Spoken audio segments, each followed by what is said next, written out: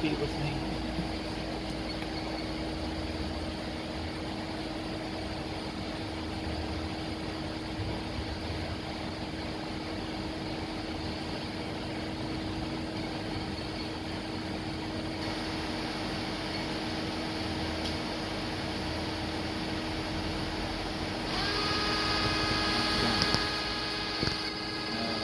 And we'll go 20, so we'll go to 20, like that.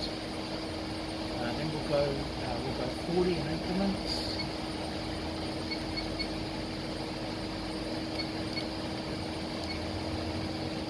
$60.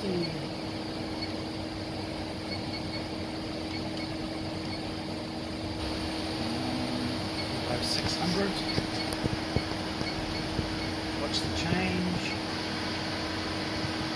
Right, and then we'll crank up and do 2,000.